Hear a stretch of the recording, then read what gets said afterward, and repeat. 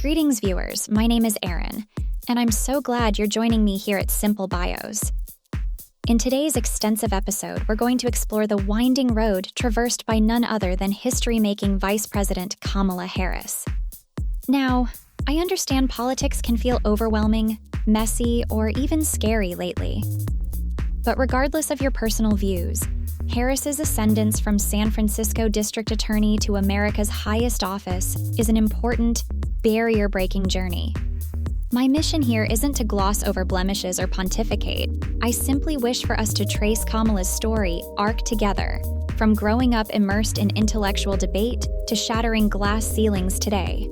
My hope is we all walk away more informed citizens. Does that sound all right to you? Wonderful, let's dive right in.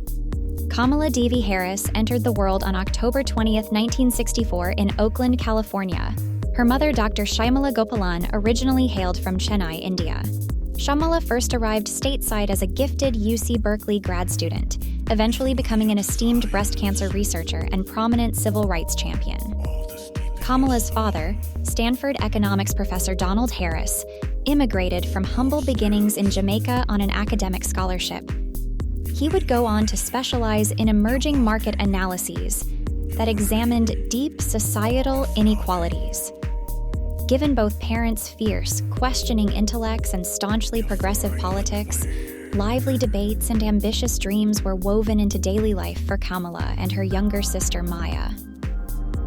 Whether discussing reproductive health over dinner or marching for labor rights on weekends, the Harris girls saw firsthand how persuasion and activism can uplift communities. This immersion in public service ethics and fearless speech shaped Kamala as she entered Montreal's Westmount High School. There she graduated class president after sharpening her oratory and advocacy skills as a competitive member of the debate team.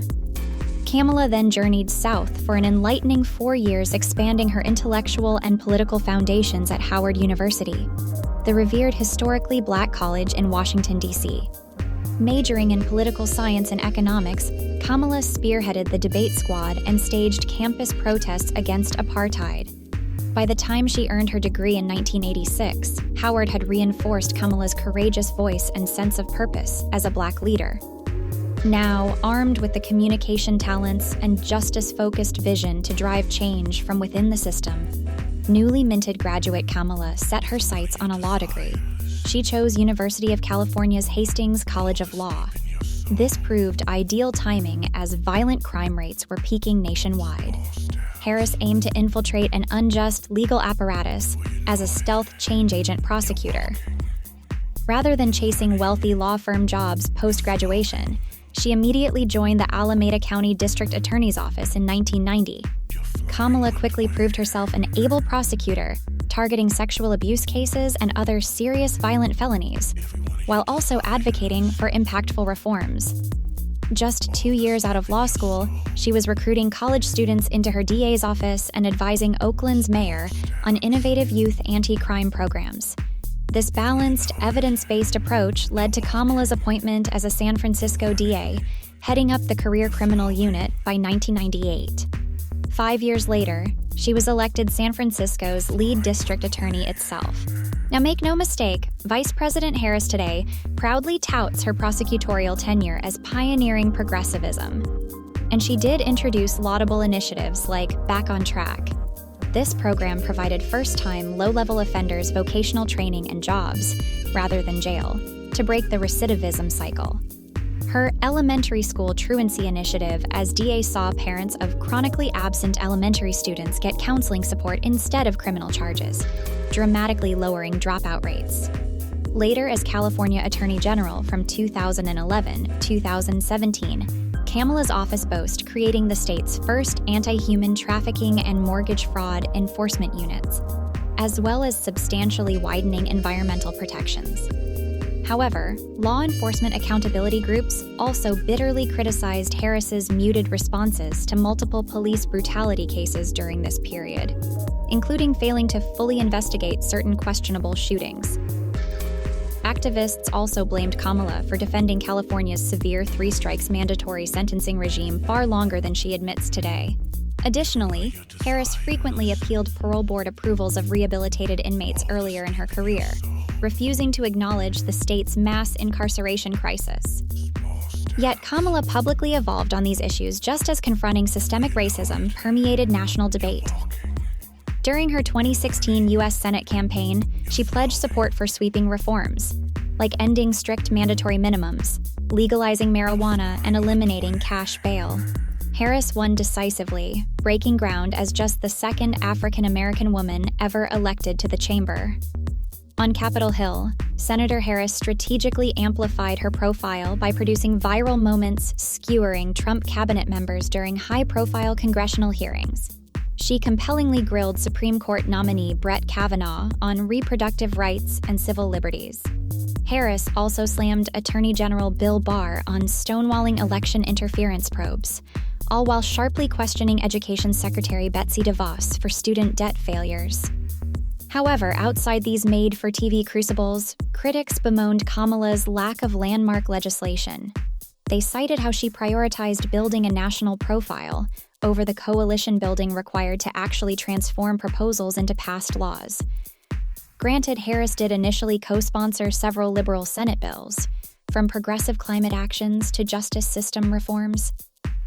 But precious few ever achieved bipartisan success in a rigidly divided Senate.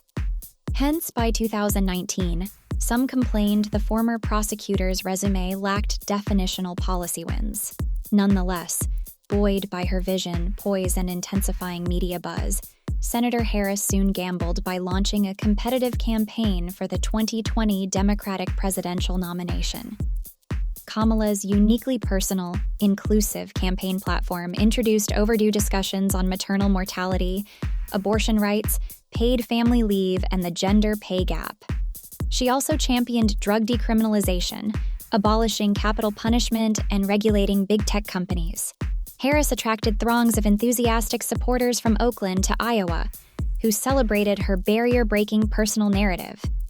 However, Kamala's uneven campaign messaging and shifting policy stances also eroded voter trust over time. After peaking as high as 15% in some early state polls, Harris withdrew from the sprawling primary race in late 2019. She cited plunging donations and realizing she lacked a viable path to accrue delegates with dominant candidates like Biden and Sanders in the mix.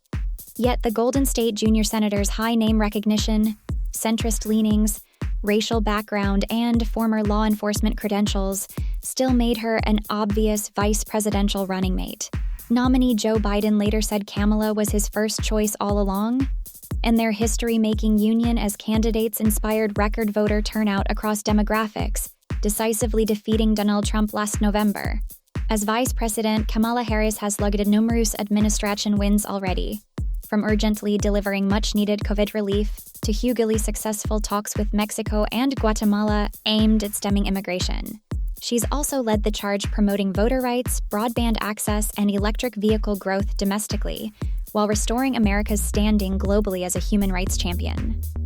However, the pioneering first woman, first African and Indian American vice president, has weathered her share of bumps too since taking office, like early messaging missteps while explaining the root causes of the border crisis, as well as subsequent reports questioning whether President Biden is fully empowering his VP to maximize her policy influence. Meanwhile, left-leaning skeptics continue doubting if Harris has the courage to fight wholeheartedly. Enough for the structural reforms on issues like racial justice, wealth gaps, and climate action that progressives demand. Yet Kamala's loyal supporters urge patience, pointing to sexist, racist perceptions she still confronts. They contend the nation is simply unaccustomed to formidable, precedent-breaking leaders like Harris, and they remain hopeful the compassionate Kamala will continue ascending, eventually shattering the tallest glass ceiling to become Madam President.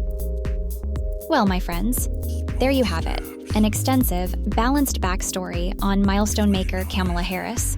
I aimed to fairly trace her unique arc, from eager young activist to barrier-breaking vice president. Harris's journey has encompassed groundbreaking highs, humbling lows, and no shortage of hard lessons as she continues carving her complex political legacy.